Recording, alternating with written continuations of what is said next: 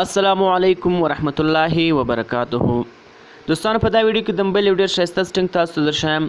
ګورو که کله تاسو په دا کارنر باندې کلیک وکړئ نو دلته تاسو ته ستاسو د موبایل اپلیکیشنان ټول درته راهړوي. دوستان دې فایده دا ده که چیرې ستاسو په موبایل کې ډېر زیات اپلیکیشنان انسټال وي نو تاسو دلته خپل د خوښې اپلیکیشنان ورکولی شئ چې هغه بیا تاسو ډېر په اسانۍ خلاصولی شئ. او بل فایده دوستانو که چیرې تاسو په موبایل کې واتساپ، فیسبوک، یوټیوب دا ټول خلاص کړي وي نو دویمه تاسو ته هغه دلته رااړوي، دویمه تاسو په هغه په اسانۍ سره خلاصولی شئ. نو راځئ دوستانو ویډیو طرف ته ویډیو شروع کوو.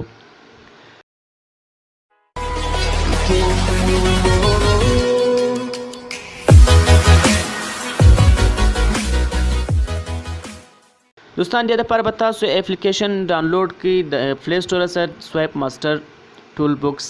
کله دوستان تاسو دا سرچ کړئ نو دا اول اپلیکیشن به تاسو ته راوړي نو تاسو دا سمپل انسټال کړئ. کله تاسو دا انسټال کړئ دوستان نو تاسو به سمپل راشي دا به اوپن کړئ. کله تاسو دا اوپن کړئ دوستان نو دا اول اپشن به ډیسیبل یې تاسو به دا انیبل کړئ. کله تاسو دا انیبل کړئ دوستانو نو بیا تاسو په کارنر کې که تاسو داسې کلیک وکړئ نو دلته تاسو ته هغه ایپ رااړوي. نو راځو دوستان په دې کې یو څو سټنګ نور هم تاسو درښایم. دوستان دا دویم آپشن کې ټریګرینګ میتھډ په دې به تاسو کله کلیک وکړئ دوستانو ډیفالټ سوایپ فرام بټن کارنر که چیرې په دا اول آپشن تاسو کلیک وکړئ نو تاسو که چیرې بیا په دا کونج کارنر کې تاسو کلیک وکړئ نو هغه ایپ ته راړي. که چیرې په دا دویم آپشن باندې تاسو کلیک وکړئ دوستانو نو تاسو به دلته سپین بټن درکړي. کله تاسو دا بټن کلیک وکړئ نو تاسو به هغه ایپ خلاصیږي.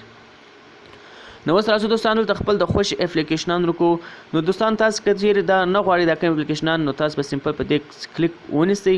کله تاسو په دې دوستانو کلیک ونیسئ نو هغه به دلته تاسو دا دلته ختم کولی هم سئ. دوستان دا دلته ختم کولی سئ او ایډ ایپ له تاسو کله راسئ دوستانو نو دلته تاسو نور اپلیکیشنان هم ورکولی سئ.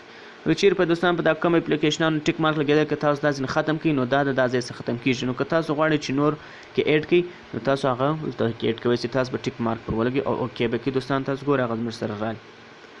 دوستانو دا د نن ویډیو نو دا ډېر ښایسته سټنګ دوستان تاسو ضرور خپل موبایل کې انسټال کړئ. که چیرې ویډیو ستاسو خوښه سوې نو ویډیو در سره لایک کړئ او له خپل دوستانو سره شیر کړئ. زموږ چینل در سره سبسکرایب کړئ دا تر نور ښایسته ویډیوز لپاره. انشاءالله په بل ویډیو کې بیا سره غواړو. الله حافظ.